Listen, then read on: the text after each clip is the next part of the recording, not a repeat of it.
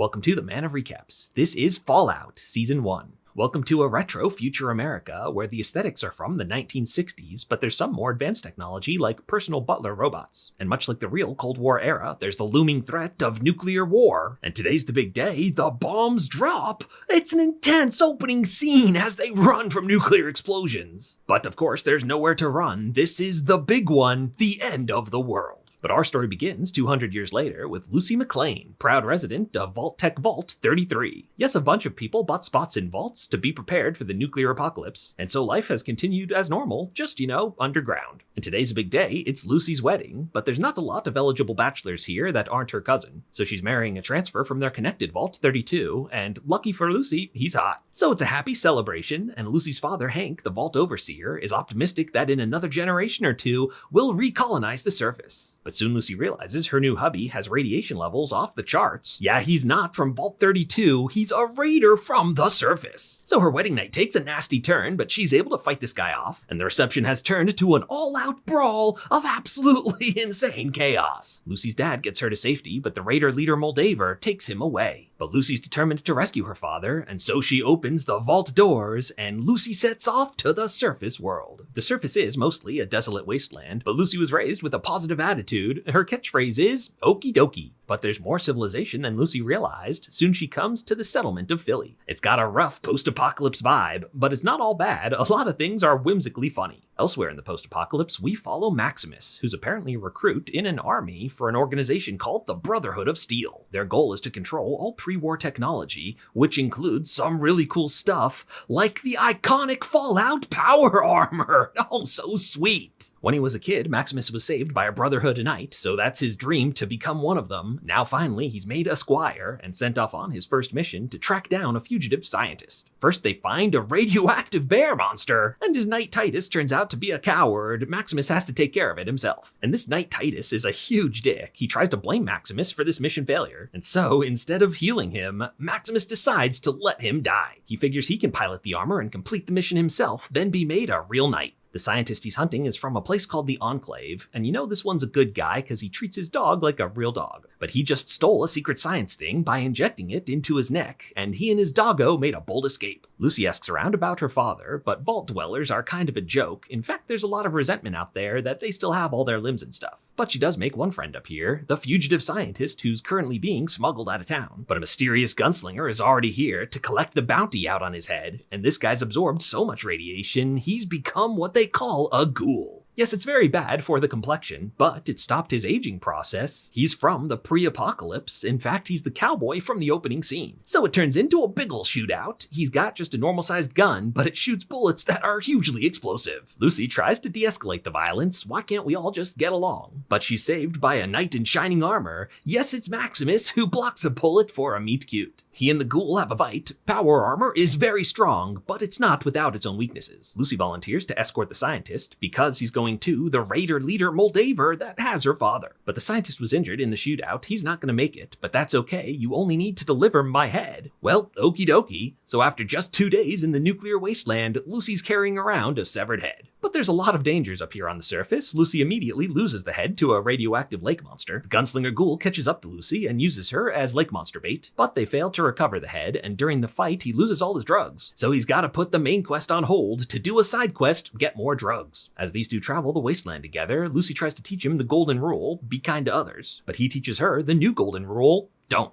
He's like, look kid, to survive up here, sometimes you gotta drink dirty irradiated water. I mean, sure, yeah, it'll still kill ya, but much slower than dying of thirst. Now this guy was legendary cowboy Cooper Howard, who was a big-time movie star. And Coop was a very nice guy with a wife and daughter he loved very much. In fact, his wife worked for Vault-Tec, so he became their celebrity spokesman and was the inspiration for their iconic Vault Boy logo. But 200 years in the nuclear apocalypse will make a guy pretty jaded, so he's gonna sell Lucy for drugs. Here she meets one of the butler robots, who as always is very polite, but has been programmed to harvest her organs. Lucy manages to beat this thing, and now she forces the guys in charge to release all of their ghoul prisoners. Many ghouls ghouls are still normal people, but if they don't get those drugs, they turn into feral ghouls, which are classic mindless zombies. So Lucy's been through quite a bit. She's now more prepared to survive in the wasteland, but to prove to her former captor that you can still be kind, she gives him some of his life-saving meds. Meanwhile, Maximus is pretending to be Knight Titus. He claims Maximus died. So the Brotherhood airdrops him a replacement squire, and this was Maximus's former bully, so he enjoys hazing him a bit. Soon they track down the lake monster and do successfully recover the head. After this bonding experience, Maximus reveals, hey, it's me. But this guy's too scared to lie to the Brotherhood, and so it is a fight to the death. He manages to remove the fusion core, leaving Maximus stuck in the immobile suit. Luckily, he's rescued by Lucy, who's like, hey, the Brotherhood can keep the head, I just need help getting my father back, so these two decide to work together. Soon they come to Shady Sands, capital of the New California Republic.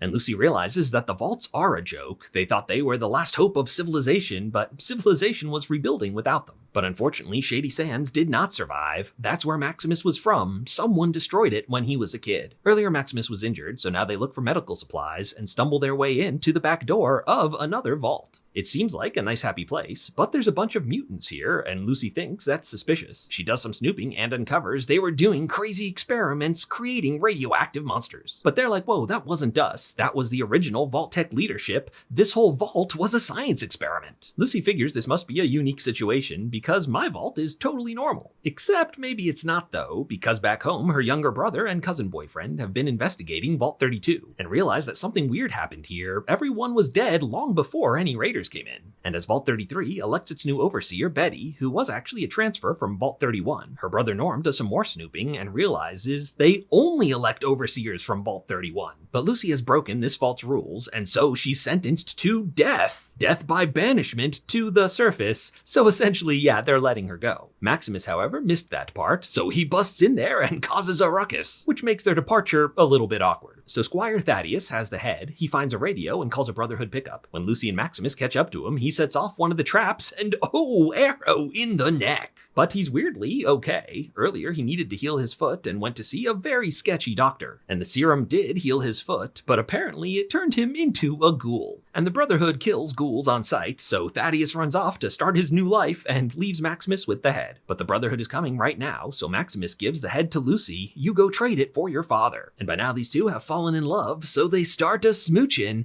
Bye for now, hope I'll see you later. So Maximus takes a fake head back to Philly, which now the Brotherhood have taken over. They quickly realize it's the wrong head, but this High Cleric is like, hey, if you take us to the real one, you can become a real knight. So Lucy takes the head to Moldaver's base, which turns out is not a raider camp, but it's a nice happy settlement with mostly civilians. Here's your head, now gimme my dad, but Moldaver drops a truth bomb on her about who her father really is. It goes way back to Coop's story, when his wife started being kinda suspicious. And somehow Moldaver was alive back then, and tried to warn Coop that Vault-Tec is evil. She gave him a mic to bug his wife's Pip-Boy so he could listen in on their secret shady meeting with some of the world's biggest corporations. They made a plan to divvy up all the vaults, and each company could run theirs in any crazy way they wanted. Now Lucy's brother makes it into Vault 31, where the overseer is a brain on a Roomba. It's the brain of Vault-Tec executive Bud, who wanted a vault where Vault-Tec managers would always be in charge, so they were cryo-frozen and defrosted one by one to be the new overseers. And that's where their dad, Hank McClane, came from. He was a Vault-Tec employee before the apocalypse. Unfortunately for Norm, he gets sealed in there, so the only way to survive is to now freeze himself. But there's a much worse truth about Lucy's dad. Her mom figured out the surface was habitable and took Lucy and her brother to live up here. But her dad couldn't let that happen, so he killed their mom and took Lucy back. And apparently he got a nuke from somewhere and was the one who destroyed Shady Sands. And it's not the first nuke that Vault-Tec dropped, because all these vaults are pointless if there's not nuclear war. So it was Vault-Tec and these other companies who dropped the bombs themselves. So Moldaver's finally gonna start up the science thing, but now the Brotherhood flies in to take it. And instead of working together to build a better future, humanity is still fighting itself.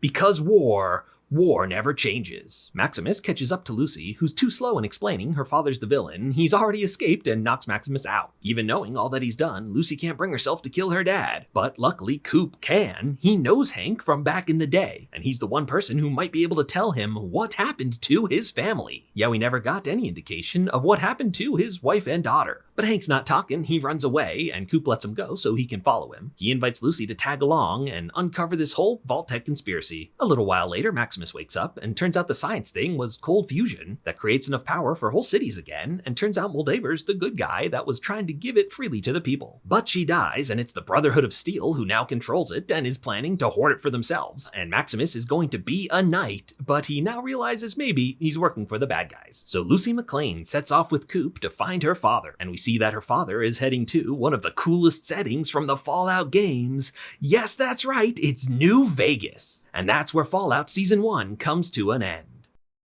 If you liked this recap, hit that subscribe button for more of the best recaps of TV and movies.